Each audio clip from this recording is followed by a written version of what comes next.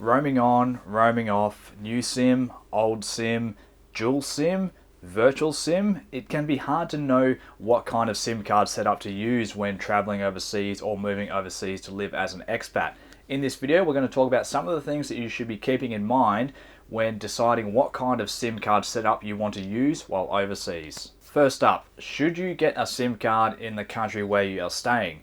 Well, a lot of people who might be watching this video would have began traveling in the days before the smartphone was invented. So these people will be used to traveling without the luxury of Google Maps, Uber, Grab, various delivery and taxi apps and that sort of thing. That said, most of us are used to using smartphones these days, and we have become used to the modern conveniences that come with it. So do you need a SIM card when you're traveling to a new country? No, not really.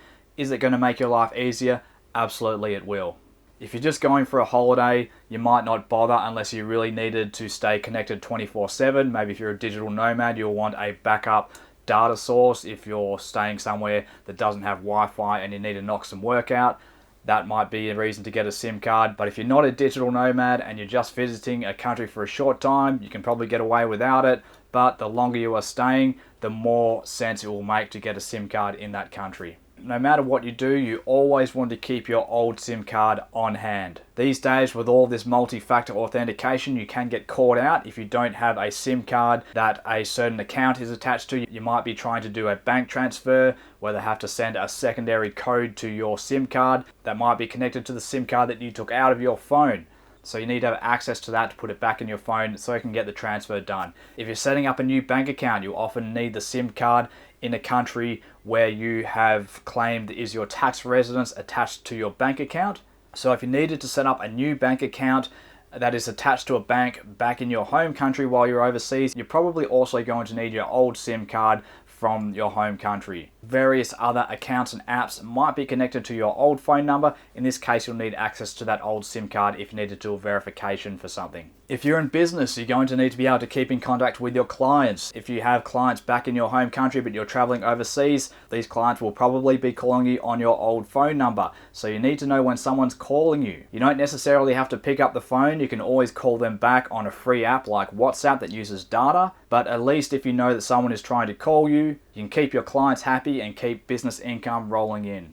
As I touched on there, you can use apps to cut down your communication costs. WhatsApp is a really good one that a lot of expats will use. It is free if you have a Wi-Fi connection. There are many other communication apps. You might use Facebook, you might use Skype. There's plenty of them. If you can use an app that is connected to Wi-Fi and you have access to Wi-Fi, that is going to cost you nothing to make international calls. Now, if you do want to get a new SIM card in the country you are staying, especially if you're moving there or if you're staying there for a longer period of time, you might definitely want to get a SIM card.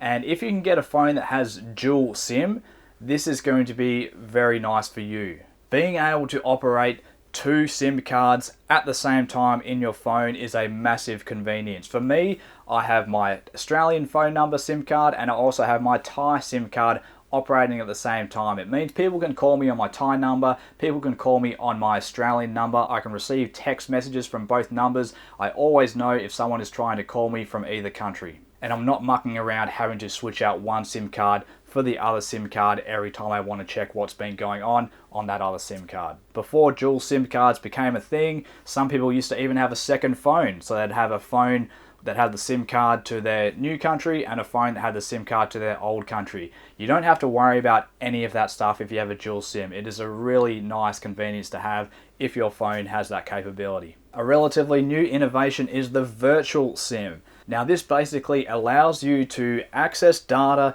in a new country if you're traveling there, if you're moving there, like you would with a local SIM card without actually having to buy a SIM card, register for a SIM card, insert the SIM card. If you have a newer model phone, it actually works with the hardware that's already part of your phone and allows you to operate virtually as if you had a SIM card in that country without actually having that SIM card in that country. And at the same time, you can keep your old SIM card attached to your home country in your phone as well. So this could be a really good way to stay connected, to have access to data without having to muck around with the process of getting a SIM. While it is relatively easy to get a tourist SIM in some countries, In other countries, it is, doable, but it's a bit of a process. And in some countries, you can't do it at all. So having a phone that has the capability to run a virtual SIM setup can be very convenient, especially for the countries where it is a bit more difficult to get a local tourist SIM card. Now, a little bit about international roaming. While as the first rule, you always want to avoid international roaming if you can,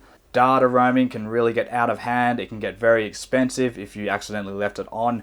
Having the capability to use it in an emergency is something you should do. Always operate with the default setting of having roaming turned off, but you might find yourself in a situation where you need to access data or you need to make a phone call, and the only way to do it is to switch on roaming. So if you have it there ready, you can switch it on when you need it. This could help get you out of a sticky situation if you find yourself in one. You might be traveling in a country that doesn't have a tourist SIM card, or maybe your phone doesn't allow a virtual SIM card, and for the most part you're relying on Wi-Fi at your hotel or Wi-Fi at the restaurant, but you may find yourself in a situation where you really do need to make a transfer, make a call, and the only way to do this would be by switching on your international roaming or your international data roaming. If you're in a country that is largely electronic banking like China, you won't be able to use your Alipay app if you don't have access to data on your phone. And if you don't have any cash or the vendor isn't accepting cash, this could be a problem for you. So having the ability to switch on data roaming to make a quick transfer would get you through this situation. One thing to watch out for with this is if you're moving overseas and you wanted to keep access to your old phone number back in your home country, it's tempting to switch to a low-cost provider. A lot of the low-cost providers, if you're going for like either a plan or a prepaid setup, a lot of the low-cost providers will not have roaming capability. So it might look like a good deal on the surface, but then if you go overseas and realize that you can't access roaming and you needed to access roaming in a particular scenario, then that could be a problem for you. So make sure that if you are going to maintain your old phone number and your old SIM card, try and keep it with a provider that does have roaming capability. So we'll wrap it up there, guys. Let us know down in the comments what you think. What do you do when you go overseas? Do you get a SIM card? Do you get a tourist SIM card, a virtual SIM? How does that work for you? Do you find other ways to stay connected and keep communication lines open? We'd love to hear your experiences down below. Thanks a lot for watching, guys, and we'll catch you later.